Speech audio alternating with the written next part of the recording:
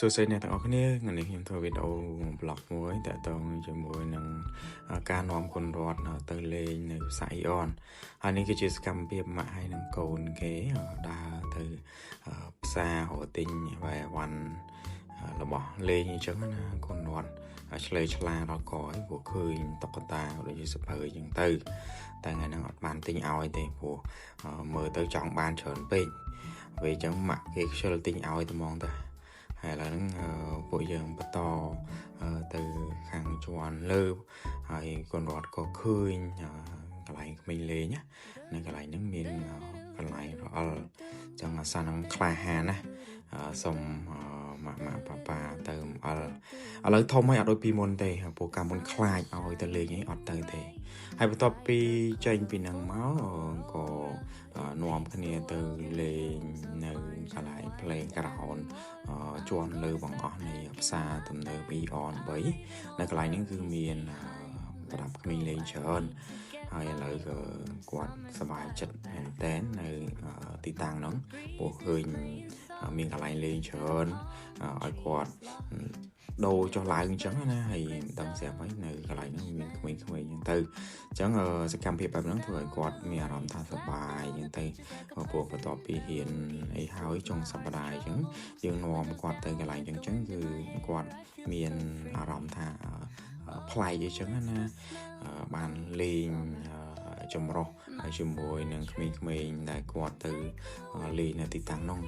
ហើយកន្លែងហ្នឹងគឺមានប្រដាប់ក្មេងលេងច្រើន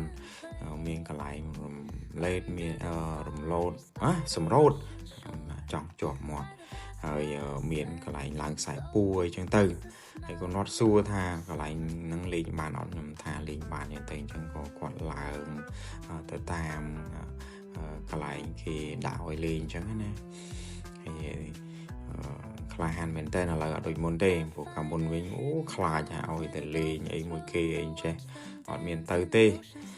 តែឥឡូវមិនបាច់ចាំប្រាប់គាត់ដេញឲ្យទៅទេគឺមកដឹងខ្លួនឯងថាមកត្រូវមកលេងឃើញអីប្លែកឃើញអីអញ្ចឹងគឺសប្បាយចិត្តនឹងការលេងតែម្ដងហើយនៅទីតាំង playground នៅខាងជាន់លើហ្នឹងក៏មាន view មើលដែរហើយទេសភាពគឺស្អាតមែនតើនៅពេលល្ងាចអញ្ចឹងណាប្រយ័ត្នចែងCome on មកដើរតិចតិចមកមួយមកតាំងអារម្មណ៍គេធ្វើបានហើយកូនធ្វើបានគេលេងកាមកូនលេងអាកើតណាមួយទៀតមកអូខេអានេះគេឲ្យយើងរៀនអត់ធ្មត់ឲ្យយើងរៀនអត់ធ្មត់មួយអូខេហើយវីដេអូមុនហ្នឹងខ្ញុំអត់បាន voice over ទេព្រោះខ្ញុំចង់ដាក់វីដេអូហ្នឹង fin នៅសម្ដីដែលខ្ញុំបានប្រាប់គាត់ចឹងណាព្រោះពេលហ្នឹងគាត់ខ្លាចហើយគាត់អត់ចង់ដើរឆ្លងឲ្យផុតទេគាត់ចង់ត្រឡប់ក្រោយវិញអញ្ចឹងខ្ញុំក៏ប្រាប់គាត់បែបហ្នឹង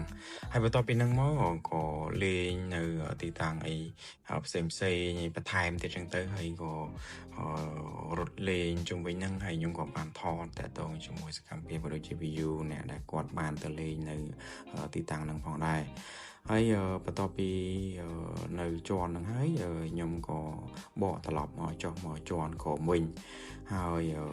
គាត់ដើរសណ្ដើងទៅរកនំដែលគាត់ធ្លាប់ញ៉ាំពីមុនហើយនំហ្នឹងឆ្ងាញ់ហើយ recommend ថាអ្នកដែលអត់បានសាកនំហ្នឹងអាចទៅសាកបាននៅ Eon មានជ័យ